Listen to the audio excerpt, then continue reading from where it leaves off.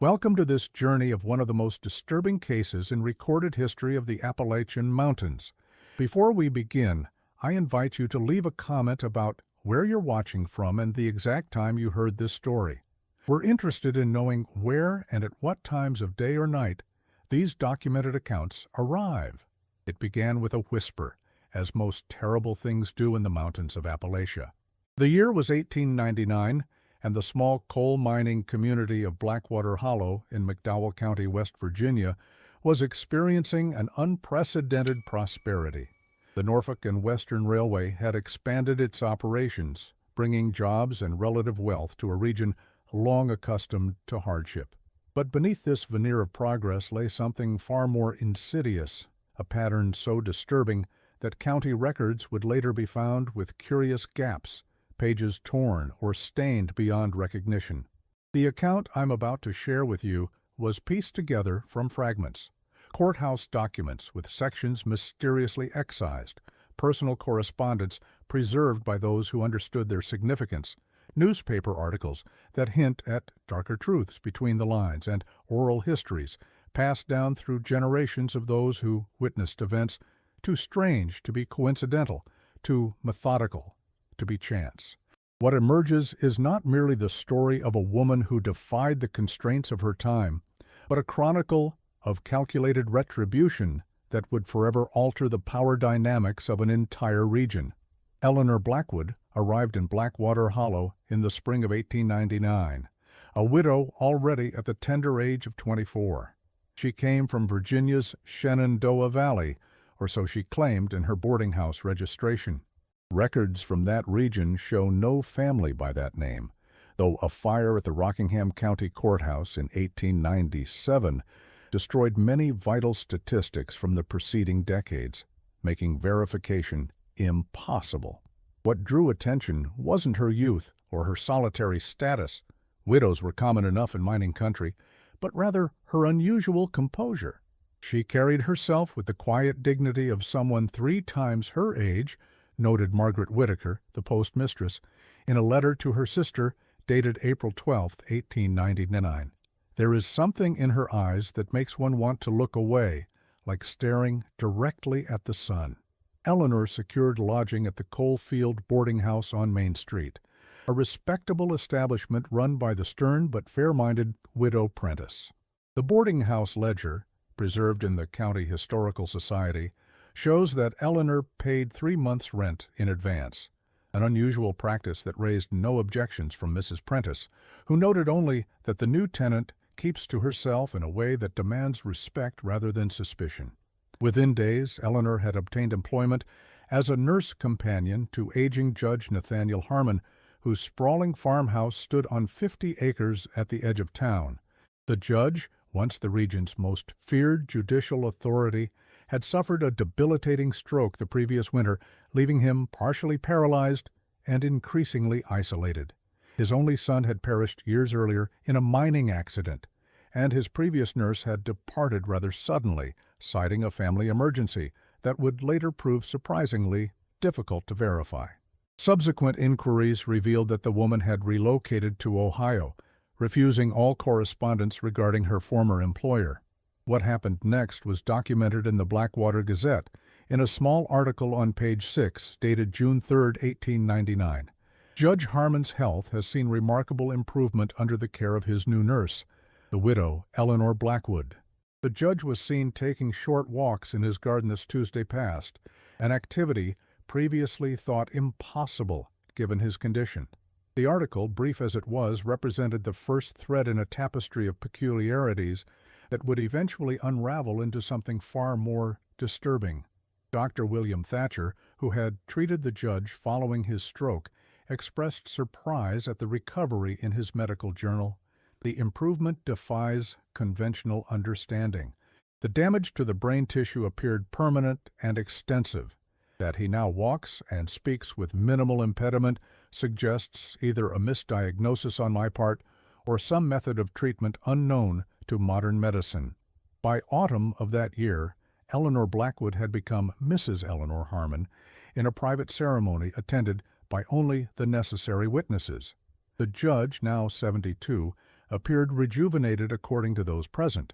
The marriage certificate, filed with the county clerk, bears a curious notation in the margin: "Groom ambulatory and of sound mind, despite previous medical assessments to the contrary."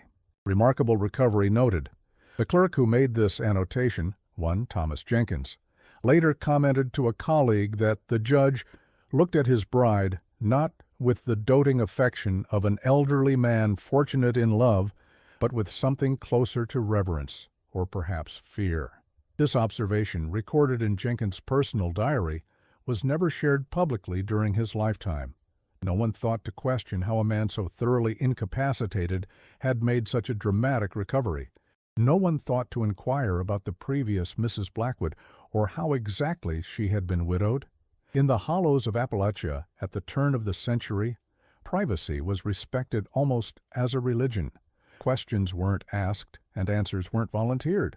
But in the quiet corners of Blackwater Hollow, in the back rooms of the general store, and the shadowed booths of the town's single tavern, whispers began to circulate. They spoke of strange lights in the judge's house at odd hours, of unfamiliar herbs growing in precise formations in the kitchen garden, of books delivered from distant cities with titles in languages few local residents could identify, let alone read. 6 months later, Judge Nathaniel Harmon was dead. The death certificate, signed by Dr. William Thatcher on February 17, 1900, listed the cause as natural decline accelerated by winter pneumonia. Eleanor Harmon inherited everything: the house, the land, and a substantial sum from the judge's investments in coal and railway stocks. The will had been modified 3 months after their marriage, with the judge's trembling signature witnessed by 2 mining company executives who were passing through town. Later examination would reveal that the penmanship of the signature differed subtly from known examples of the judge's hand, but such discrepancies were not uncommon given his physical condition. What drew less attention at the time, but would later prove significant, was the unusual specificity of certain bequests: particular books to be donated to the county library, specific parcels of land designated for future public use, and a curious stipulation that the judge's extensive correspondence be preserved intact for the historical record. In the quiet hours after the funeral, as snow fell thick across the Appalachian ridges, Eleanor Harmon sat alone in the judge's study. The house that had witnessed so much would bear silent testimony to what came next, and what came next would change everything. The winter of 1900 was particularly harsh in McDowell County. Roads were frequently impassable, and many households found themselves isolated for weeks at a time. The Harmon property, situated on a ridge overlooking Blackwater Hollow, became an island unto itself. Locals reported seeing lights in the windows at odd hours, and smoke from the chimneys even during the fiercest blizzards. Eleanor Harmon appeared only rarely in town, usually to collect supplies or mail. Those who encountered her noted that she seemed preoccupied but not grief-stricken. Her mourning clothes impeccable, her demeanor composed to the point of seeming otherworldly. "She wears her widow's weeds like armor," observed Reverend Stillwell to his wife, "not like a woman wounded by loss." What few knew was that during these isolated months, Eleanor was methodically cataloging the judge's extensive personal library and correspondence. His position had made him privy to the region's most carefully guarded secrets: financial arrangements between coal barons and local officials, verdicts decided before trials began, and, most significantly, evidence of crimes never brought to justice. The judge had not been merely a judicial figure. He had been the keeper of the community's darkest truths. His library contained not only law books and classical literature, but journals dating back to his early career in the 1860s, when the region was first being transformed by industrial interests. These journals, bound in leather and locked with small brass keys, documented meetings held in private clubs in Richmond and Charleston, where the fate of entire communities was decided by men whose names rarely appeared in newspaper accounts, but whose influence shaped the lives of thousands. Among his papers, Eleanor discovered something unexpected: a leather-bound journal with entries dating back to 1875. The journal detailed the judge's involvement with a network of influential men across several counties, men who had systematically acquired land from vulnerable households through means both legal and otherwise, properties that would later prove to contain some of the richest coal seams in West Virginia. The methods described ranged from manipulated tax assessments to foreclosures based on technicalities, from threats disguised as legal advice to outright intimidation. Most disturbing were the entries detailing how resistance was handled, accidents arranged to appear natural, witnesses discredited through carefully orchestrated scandals, entire family lineages erased from community memory through the systematic destruction of records and the perpetuation of rumors that encouraged their ostracism. This journal became Eleanor's first tool and her first weapon. Alongside these discoveries, Eleanor found financial records that revealed the true extent of the judge's wealth, far greater than anyone in Blackwater Hollow suspected.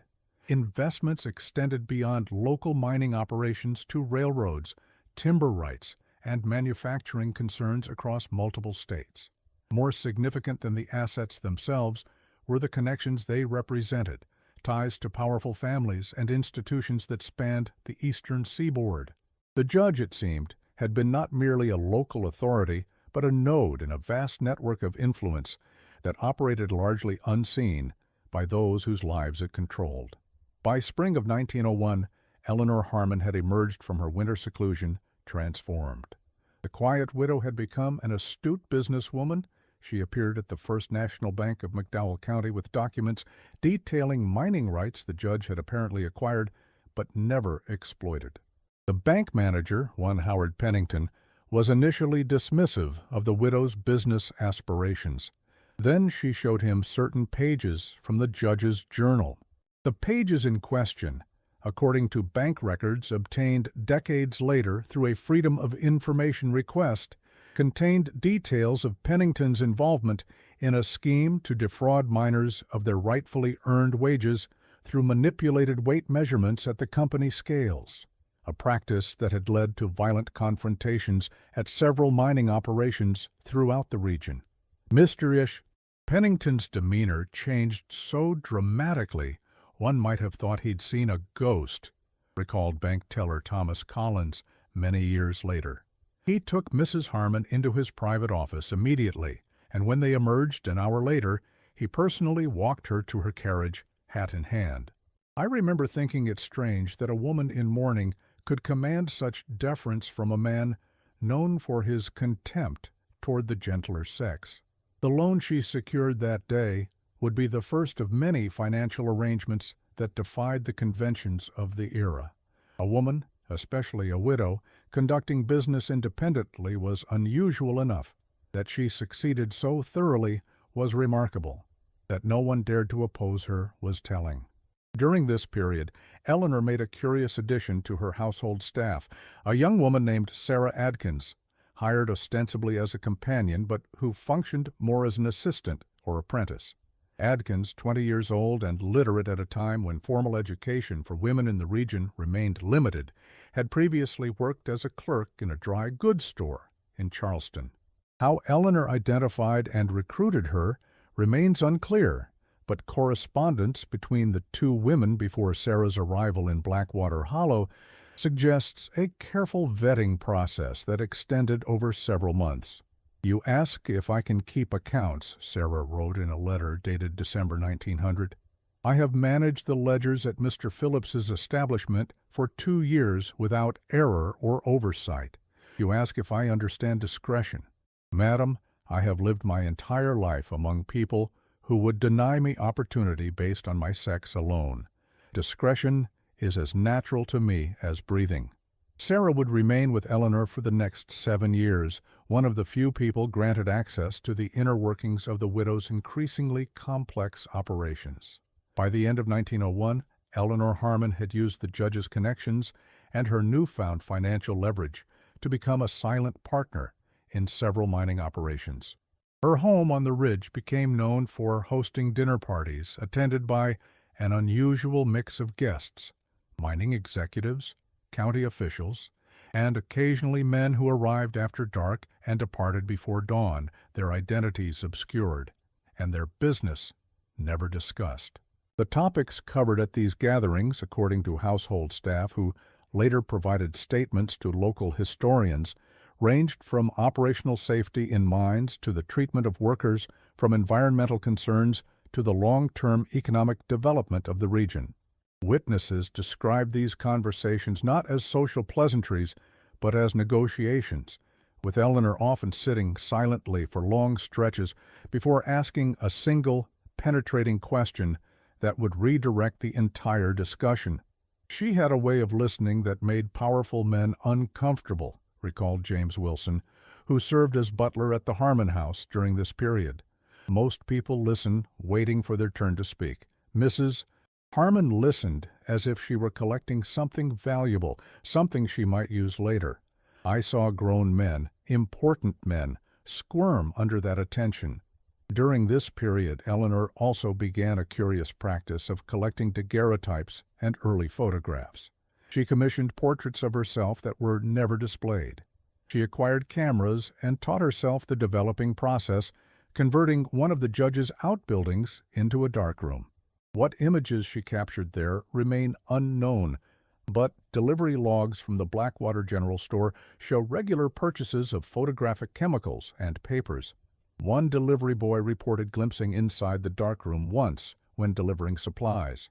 He described seeing not merely landscapes or portraits, but photographs of documents, of handwritten letters, of ledger pages covered in columns of numbers and names. She had an interest in preservation, Dr. Thatcher noted in his personal correspondence, not just of images, but of moments, of truths. She spoke once of photography as a means of ensuring that certain things could never be denied or forgotten. There was something in her tone that suggested she viewed the camera not as an artistic tool, but as a weapon, a means of capturing evidence that would otherwise remain ephemeral. The truth about Eleanor Harmon might have remained buried in the coal dust of history had it not been for what happened next, an incident so strange that it forced a reluctant community to finally take notice of the widow on the hill. On the evening of October 17, 1902, a fire broke out at the offices of the Blackwater Mining Company. The blaze consumed the entire wooden structure, including all the company's records, ownership deeds, employee registrations, accident reports, and financial ledgers. The night watchman, who should have been present, was discovered the following morning in the Blackwater saloon, insensible from drink and unable to account for his whereabouts during the critical hours. When questioned later, he claimed to have no memory of how he came to be there or who might have purchased the uncharacteristic quantity of whiskey he had consumed. The investigation was cursory at best. Fires were common enough in mining communities, and with no loss of life, interest quickly waned. What few people remarked upon was that just 1 week earlier, Eleanor Harmon had divested her interests in the Blackwater Mining Company, selling her shares back to the majority owner, Cornelius Wade, for a sum that raised eyebrows among those aware of the transaction. The timing appeared coincidental, perhaps too coincidental for a woman whose every move had thus far revealed careful calculation. More curious still was a detail recorded by the company's bookkeeper, but omitted from official reports. In the days before the fire, Wade had ordered the transfer of certain records to his private residence. Records that detailed ownership stakes, profit distributions, and, most significantly, areas designated for future expansion. These documents, unlike those consumed in the blaze, would have duplicated information Eleanor had access to through the judge's papers. It was as if the most damning evidence had been carefully preserved even as its official counterparts were reduced to ash. 2 weeks after the fire, Wade himself disappeared. His horse returned to his stable riderless, and despite an extensive search of the surrounding mountains, no trace of the mine owner was ever found. The prevailing theory involved an encounter with the mountain lions that still prowled the more remote hollows, but no evidence supported this conclusion beyond its convenience. Wade had been an experienced horseman and had carried a pistol for protection. That neither weapon nor remains were ever recovered struck some as implausible, though few voiced such doubts publicly. In the void created by Wade's disappearance, control of the Blackwater Mining Company fell to a coalition of investors led by Harrison Mills, a businessman known for his progressive views regarding worker safety and fair compensation. Mills had attended several of Eleanor's dinner parties in the preceding months, though any connection between these social engagements and his subsequent elevation remained speculative at best. Under his direction, the rebuilt company offices included the region's first dedicated safety department, and accident rates declined by nearly 30% within the first year of his tenure. Wade's disappearance might have remained an isolated incident had it not been followed by a pattern that only becomes apparent in retrospect.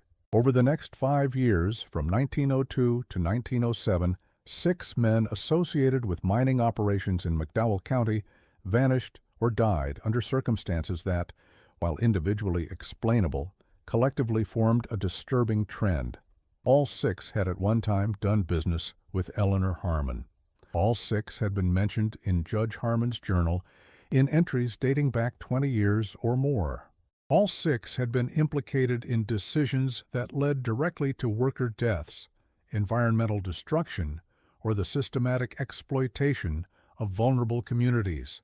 The first, besides Wade, was Michael Thornton, superintendent of the Blue Diamond Mine, found dead at the bottom of an inactive shaft in November 1903. The coroner ruled the death accidental, noting that Thornton had been conducting an inspection alone, contrary to standard safety protocols.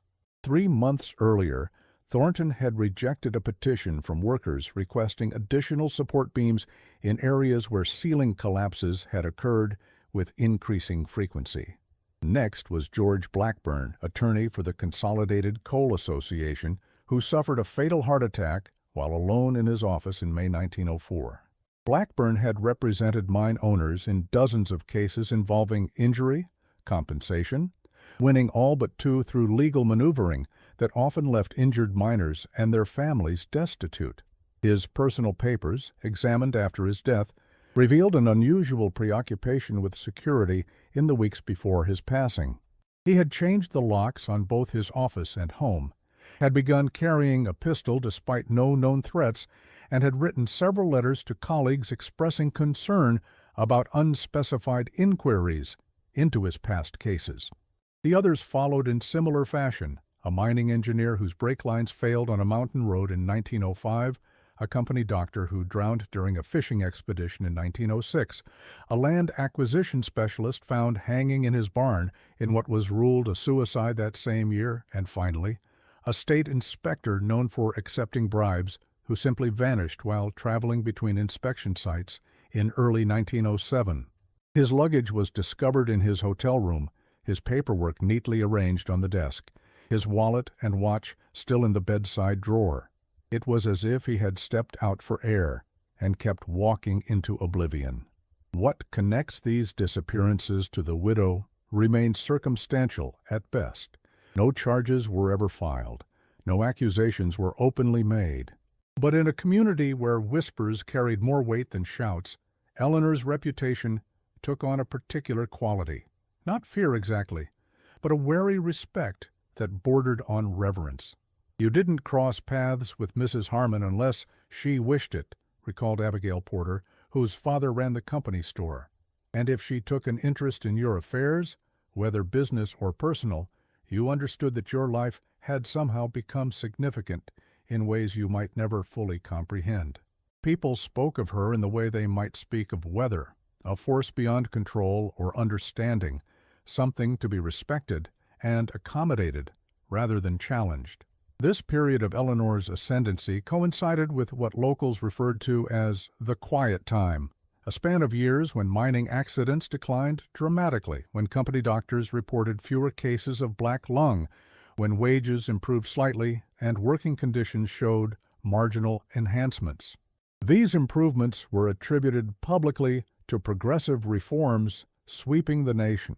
Privately, Old-timers would nod toward the ridge where the Harmon house stood and mutter about accounts being settled. Some claim that mine owners who implemented safety measures did so not from moral conviction, but from the belief that Eleanor somehow knew and somehow kept score of every decision made in counting rooms and executive offices throughout the county. The full extent of Eleanor's activities during these years remains largely unknown.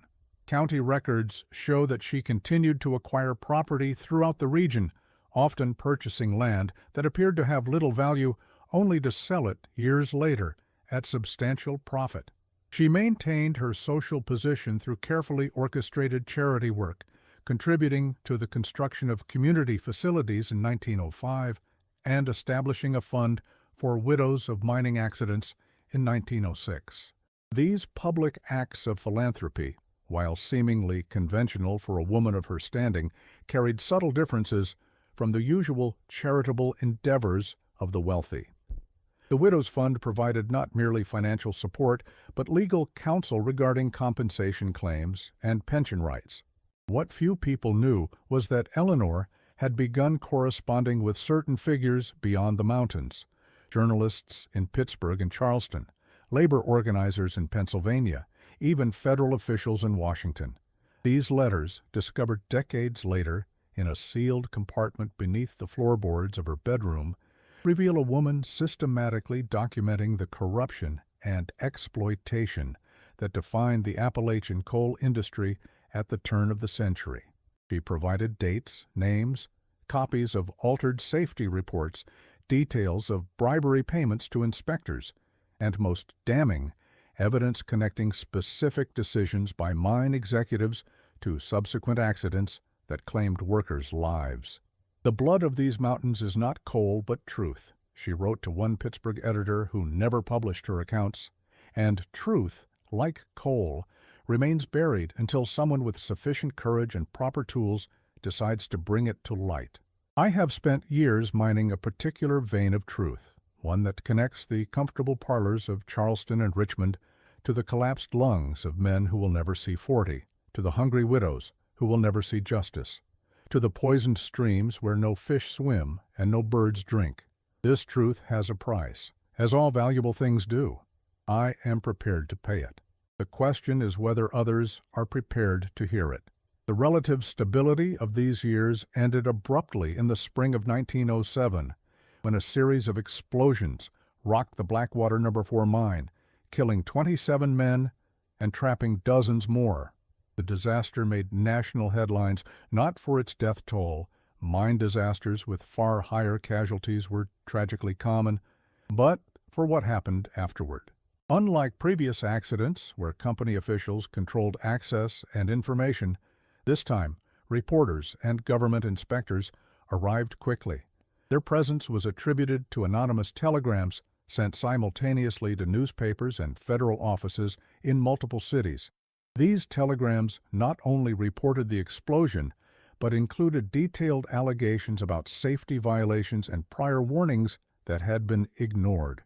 Most significantly, they contained specific instructions on how to bypass company roadblocks and access the site before evidence could be altered or removed. Knowledge that suggested an insider's understanding of both the physical layout of the operation and the standard procedures following accidents. The investigation that followed resulted in criminal charges against 3 mine supervisors and substantial fines for the company's owners. It represented the first time any mining operation in McDowell County had faced legal consequences for its practices. Though never confirmed, many believed Eleanor Harmon had orchestrated this unprecedented scrutiny. Her connection to Sarah Adkins, who by this time had relocated to Charleston and taken a position with a newspaper known for its progressive stance on labor issues, provided a plausible channel for the information that had reached authorities with such remarkable efficiency. The backlash was inevitable and swift. On a cold November evening in 1907, Eleanor returned from a rare trip to Charleston to find her home had been broken into. Nothing appeared to have been stolen, but her papers had been searched, drawers left open, furniture moved slightly out of position. Most telling was the judge's journal, now displayed prominently on his desk, rather than in its hiding place beneath a loose floorboard in the pantry. The intruders had not removed or destroyed this most damning evidence. They had merely demonstrated their knowledge of its existence and location. It was a message, clearly delivered. Her secrets were not her own. That night, Eleanor wrote a letter that she never sent, found later tucked between the pages of a Bible. In it, she detailed her fears and, more significantly, her plans. "They believe they have found my vulnerability," she wrote. "They fail to understand that I have anticipated this moment from the beginning. What follows will seem like chaos, but there is a pattern only I can see. I have spent years studying the structure of power in these mountains, not merely who holds it, but how it flows, where it concentrates, what supports it. I have identified the load-bearing walls, so to speak. Now it is time to determine which ones, when removed, will cause the entire edifice to collapse under its own corrupt weight." The following week, Eleanor Harmon disappeared. Her absence was discovered when her housekeeper arrived to find the front door standing open despite the winter chill. Inside, nothing appeared disturbed. A half-finished cup of tea sat on the side table in the parlor. Eleanor's coat and boots were missing, but her handbag remained, containing her house keys and a small amount of money. The only other item notably absent was the judge's journal. The housekeeper, alarmed by the uncharacteristic disorder, immediately notified Eleanor's attorney, Frederick Monroe, who in turn alerted local authorities after confirming that his client had no planned travel. The local sheriff organized a search more out of obligation than concern. "Mrs. Harmon has likely gone to visit relatives," he was quoted in the Blackwater Gazette. "There is no cause for alarm." This assessment proved convenient for many who had found Eleanor's presence increasingly troublesome. For several months, the official position remained that the widow had simply left of her own accord. The case file, still preserved in county archives, shows minimal investigative effort, no comprehensive interviews with those who knew her, no thorough examination of the house, not even a telegram to verify whether she had indeed sought refuge with family members whose existence had never been previously established. Then the letters began to arrive. They came first to Eleanor's attorney, an aging man named Frederick Monroe, who had once clerked for Judge Harmon. Plain envelopes containing detailed instructions regarding her financial holdings, properties to be sold, investments to be liquidated, funds to be transferred to accounts in Pittsburgh and beyond. Each letter was unmistakably in Eleanor's hand, yet contained no information about her whereabouts or well-being. Monroe, bound by both legal obligation and personal loyalty, executed these instructions precisely despite growing pressure from local authorities and business interests, who found themselves increasingly affected by the widow's posthumous maneuvering. More disturbing were the other letters, the ones sent to prominent businessmen and officials throughout McDowell County. These contained copies of pages from the judge's journal, along with more recent documents detailing financial improprieties, unsafe mining practices, and, in some cases, evidence of outright criminal behavior. Each recipient found themselves facing a unique form of reckoning, not public exposure, but the discomfort of knowing that their actions were documented, that evidence existed, that someone out there held the power to destroy them at any moment. It was perhaps the most refined form of psychological torment, not the swift justice of public shame, but the prolonged anxiety of knowing that such shame might descend at any moment from any direction. It was psychological torment of the most refined sort, recalled Monroe, in an interview conducted in 1942 for a never-published history of the region. These men weren't exposed publicly. That might have been easier to bear. Instead, they lived with the constant uncertainty of when or if their sins would be revealed. Some broke under the strain, some fled. Others attempted to make amends in ways that transformed the region's economy. I witnessed powerful men flinch at the arrival of every letter, pale at every knock on the door. Eleanor understood something profound about power, that it relies not just on force but on certainty, on predictability. By introducing uncertainty into the equation, she undermined the very foundation of their authority. Throughout 1908 and into 1909, mining operations across McDowell County implemented safety improvements, raised wages, and improved housing for workers, not because of legislation or union pressure, but because of fear. Fear of a widow who had vanished, yet somehow remained omnipresent, watching from the shadows.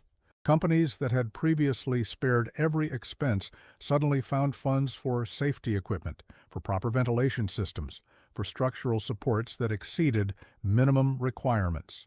Mine owners who had reflexively called in armed guards to suppress labor disputes now agreed to negotiations. Politicians who had routinely accepted bribes to overlook violations now enforced regulations with unexpected vigor. The most significant letter arrived in February of 1909 at the office of Governor William E. Glasscock. Its contents were never made public, but within weeks a commission was formed to investigate corruption in the state's management of mining operations. The subsequent report led to multiple resignations and a comprehensive overhaul of safety regulations that would serve as a model for other states. Eleanor's hand in this was never proven, but the timing and focus of the investigation aligned too perfectly with her known concerns to be coincidental. More telling still was the testimony of the governor's personal secretary, who later admitted that upon receiving the letter, Glasscock had locked himself in his office for several hours, emerging visibly shaken to immediately schedule meetings with state regulatory officials and industry representatives. Eleanor Harmon was never seen in Blackwater Hollow again. Her property remained vacant until 1915, when Monroe, acting as her legal representative, donated the house and land to establish a hospital for miners suffering from respiratory ailments. The facility operated until 1947, treating thousands of men whose lungs had been scarred by coal dust. The building still stands, though its purpose has changed over the decades. Local residents claim it is haunted, not by anything as pedestrian as a ghost, but by a sense of watchfulness, a feeling that beyond its walls someone is still keeping track of accounts yet to be settled. The final confirmed communication from Eleanor came in the form of a package delivered to Monroe on the 10th anniversary of her disappearance in 1917. It contained the judge's journal, now with additional entries in Eleanor's hand, detailing her own activities during the years of her haunting of McDowell County. The journal revealed a network of allies far more extensive than anyone had suspected: telegraph operators who intercepted private communications, hotel clerks who provided access to rooms of visiting executives, secretaries who copied confidential memos, train conductors who reported on the movements of key figures, even domestic servants who gathered information from dinner conversations in the homes of the powerful. Eleanor had created not merely a personal campaign of revenge, but an entire shadow system of accountability operating beneath the official structures of power. The final page contained only a pressed mountain laurel blossom and a brief note. Some poisons heal when properly applied. Remember me not as victim or avenger, but as medicine. The analogy was apt. Eleanor had introduced herself into the system like a controlled toxin, causing short-term distress but ultimately producing a healthier equilibrium.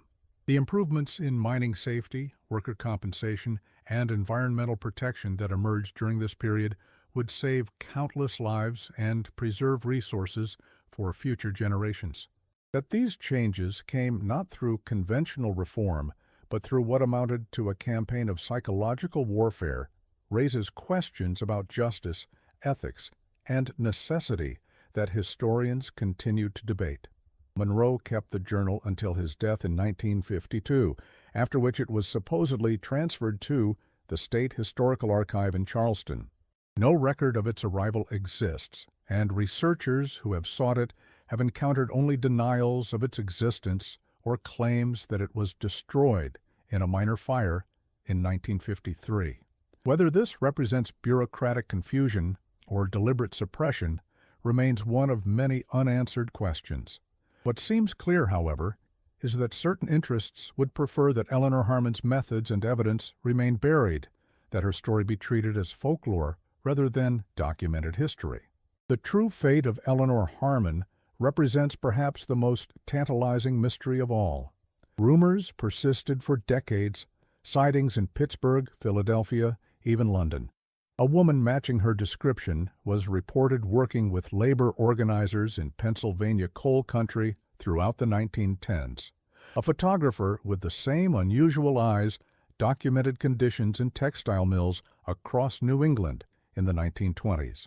An elderly woman who kept to herself but seemed to possess unusual insight into corporate malfeasance provided anonymous tips to newspaper reporters in Washington, D.C.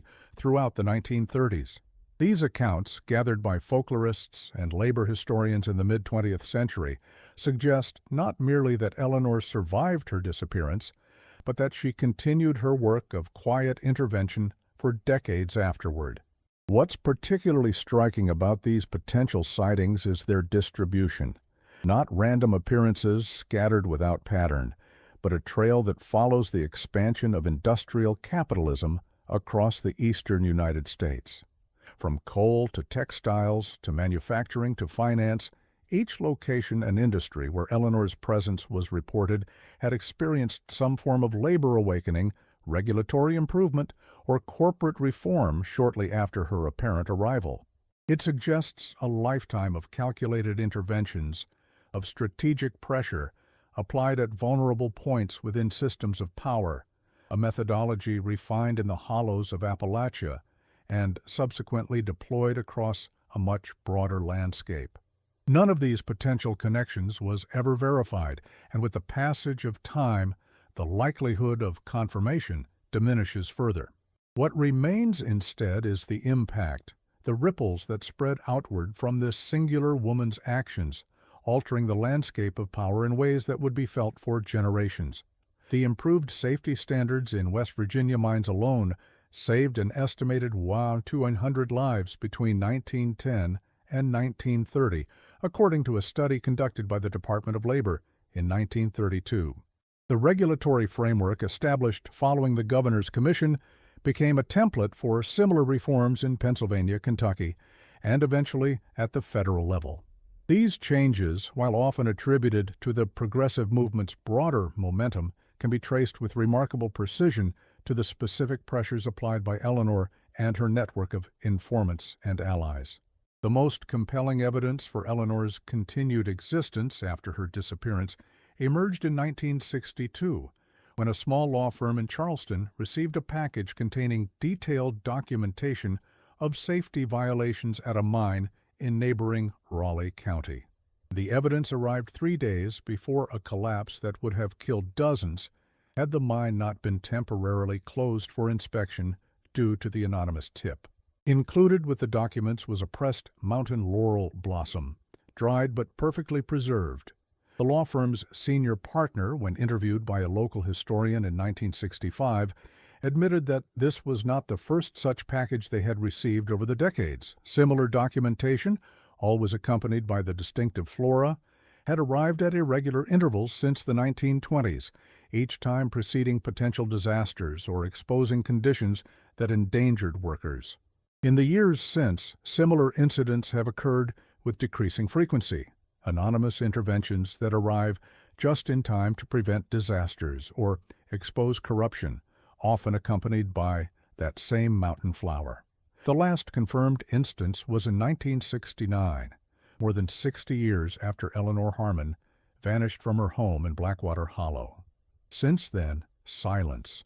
Whether this represents the end of her influence or merely a change in methodology remains unknown.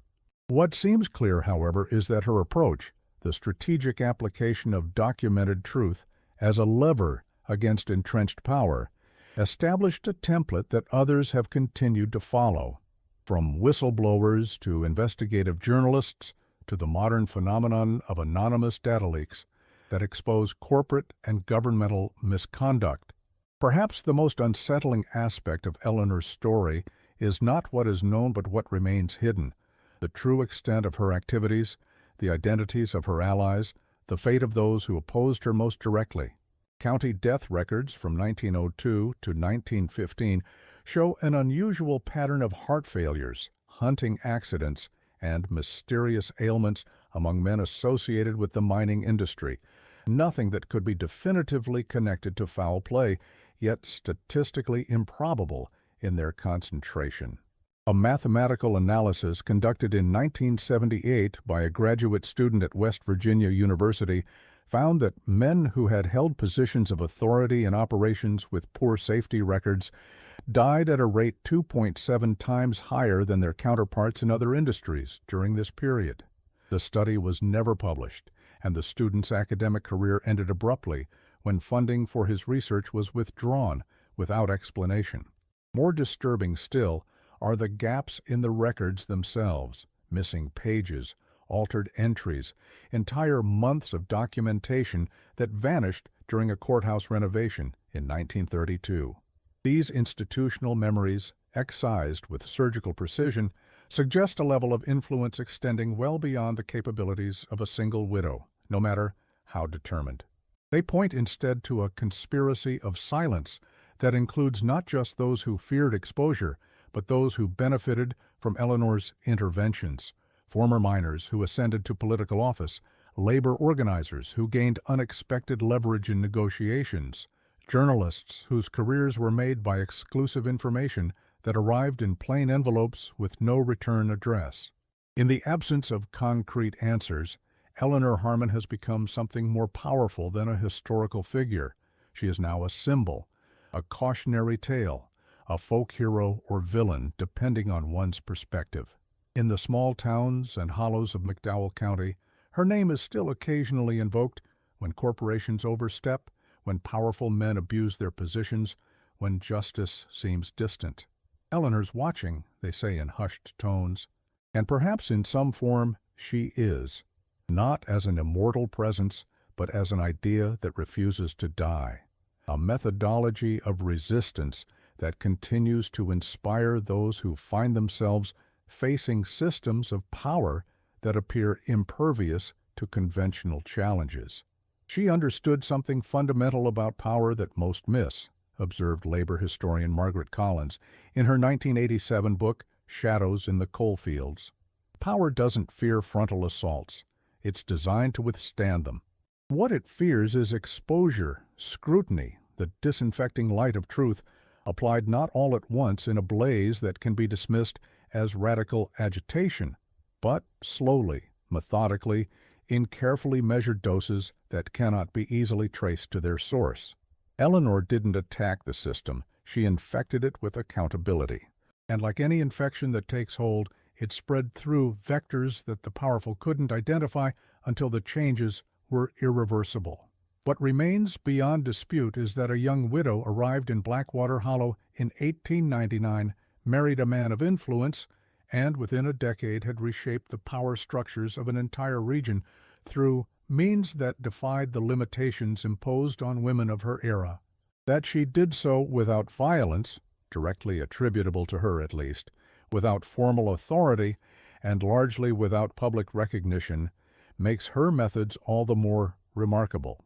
The improvements in working conditions, safety standards, and corporate accountability that followed in her wake saved countless lives and created precedents that would eventually be codified into law. Whether these ends justified her means, the psychological warfare, the strategic application of fear, the possible involvement in deaths that were never officially classified as murders, remains a question that each student of her story must answer for themselves. The house on the ridge was demolished in 1970 to make way for a more modern medical facility.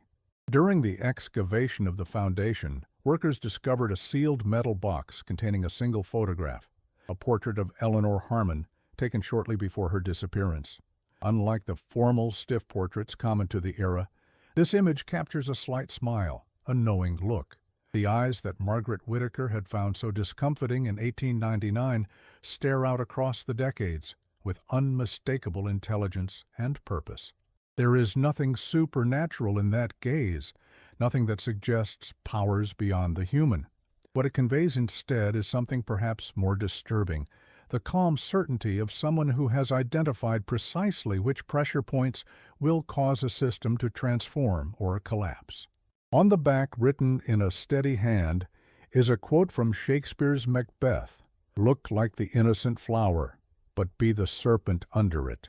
The photograph resides now in the small museum in what was once Blackwater Hollow, though the town has since been renamed and largely rebuilt following the decline of the coal industry. Few visitors take note of it. This image of a woman in outdated dress, whose significance has faded with the passing years. Occasionally, however, someone will pause before it longer than the other exhibits, usually someone with connections to the mining industry or to labor organizing, someone who understands that the systems Eleanor confronted have evolved rather than disappeared, that the patterns she identified still operate beneath contemporary veneers of corporate responsibility and regulatory oversight.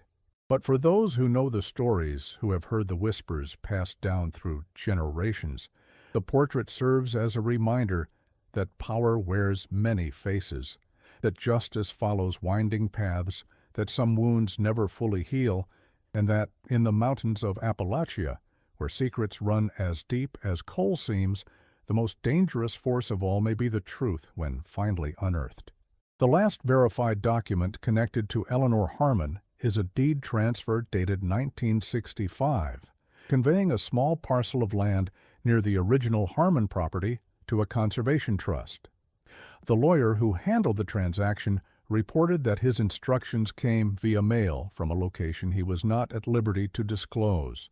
The paperwork, impeccable in every detail, was signed with a name that did not belong to any known living person. Research later revealed it to be the name of a young woman who had died in a mining disaster in 1897, the same disaster that had claimed the life of Judge Harmon's only son. Whether this represents a final message, a coded acknowledgement, or simply a practical alias cannot be determined with certainty. The land in question contains a natural spring that feeds into the watershed, supplying water to 3 counties.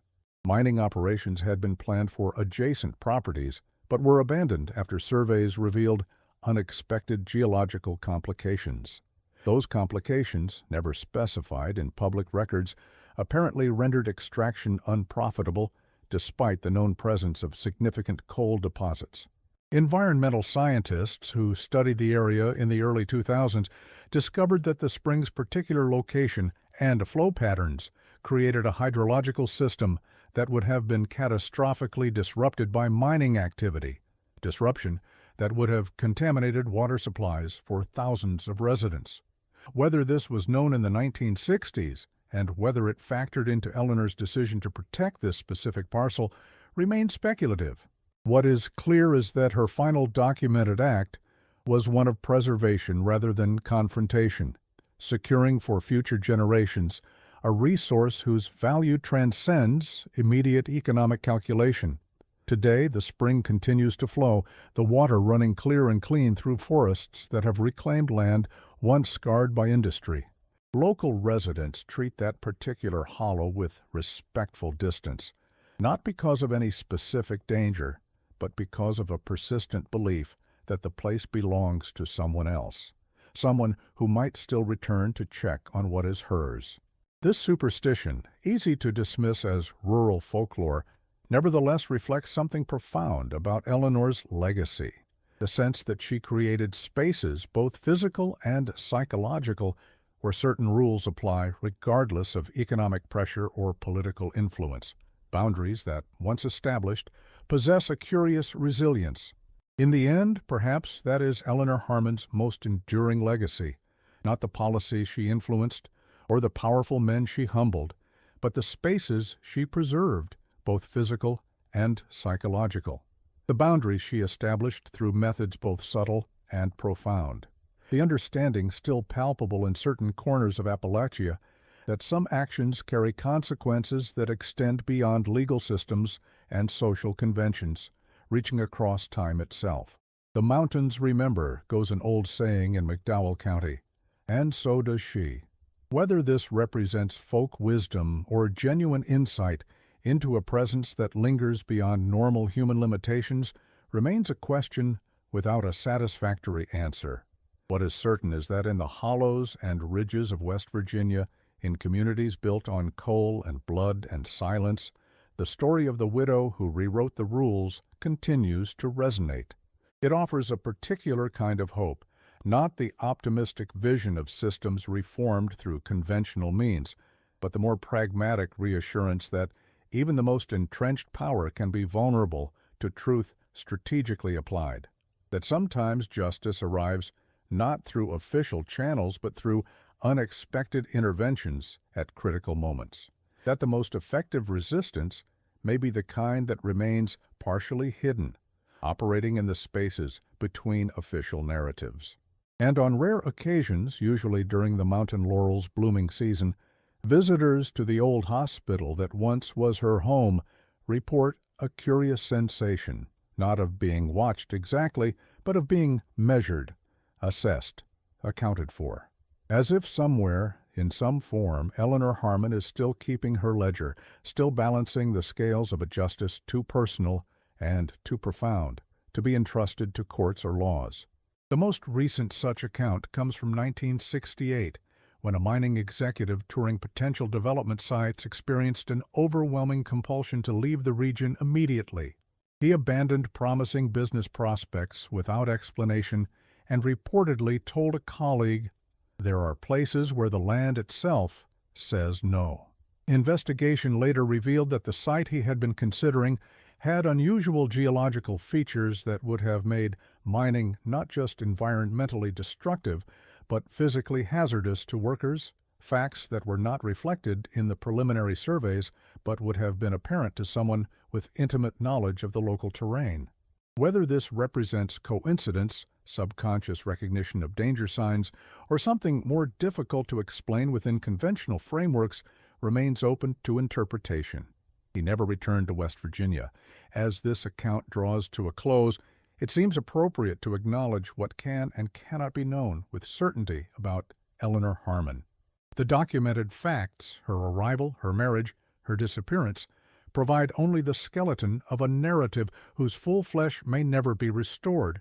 The impact of her actions, the extent of her influence, the truth of her methods, these remain subjects of speculation, rumor, and increasingly, myth. The absence of definitive answers creates a void that has been filled with interpretations reflecting the perspectives and needs of those who tell her story. To some, she is a avenging angel, delivering justice where formal systems failed. To others, a manipulative force whose methods raise profound ethical questions. To still others, a symbol of resistance who found leverage points within oppressive structures that seemed impervious to change. Yet perhaps that uncertainty is itself the point, a final lesson from a woman who understood the power of suggestion, who recognized that the fear of what might be revealed often proves more transformative than the revelation itself. In creating and maintaining her mysteries, in cultivating her own legend, Eleanor Harmon achieved something more durable than justice or vengeance. She introduced into the equation of power a variable that could never be fully controlled or predicted, the possibility that actions have witnesses, that records exist, that truth persists even when its carriers vanish. She became a possibility, a reminder that established power structures, no matter how entrenched, remain vulnerable to those patient enough, observant enough, and determined enough to identify their foundational weaknesses. That sometimes the most effective resistance comes not in direct confrontation, but in strategic withdrawal, in becoming the watcher rather than the watched, in transforming absence into a form of omnipresence. The mountains of Appalachia have witnessed countless stories of exploitation and resilience, of wounds inflicted and scars carried through generations. Eleanor Harmon's story represents just one thread in that complex tapestry. Yet it is a thread that shimmers with particular significance when caught in the right light, a warning, a promise, a question that continues to whisper through hollows and valleys, long after the voice that first posed it has fallen silent. For those who still seek her, historians, folklorists, the merely curious, The search inevitably leads to dead ends, to archives with missing files, to elderly residents who shake their heads and change the subject. The trail grows colder with each passing year. The witnesses are gone. The evidence has scattered like ash. What remains are the consequences: safer mines, protected watersheds, communities that survived when similar settlements elsewhere withered and disappeared as resources were exhausted and industries moved on. Small victories preserved in regulations and practices whose origins have been obscured by time, whose connection to a widow's calculated campaign has faded from institutional memory. All that remains is the echo, the policies implemented, the safety measures adopted, the subtle shift in how power operates in places where her influence once reached. And perhaps, though this stretches credibility beyond what documented history can support, the occasional pressed flower that still appears from time to time, accompanying anonymous information that arrives just when needed most, not evidence of immortality or supernatural persistence, but of a methodology passed down through generations, a tradition of resistance that operates not through confrontation, but through strategic revelation of truth at precisely calculated moments. In the end, the story of Eleanor Harmon, the deadliest widow of Appalachia, remains unfinished, not because the narrative lacks conclusion, but because its conclusions continue to unfold in ways both seen and unseen. The ledger remains open, the accounts still being settled, the boundaries she established still respected even by those who have forgotten their origin, the methods she pioneered still employed by those who find themselves facing systems that appear too powerful to challenge through conventional means. And somewhere, perhaps a woman, who refused to accept the limited role her era assigned her, watches, waits, and remembers. The mountains remember too, and so should we all.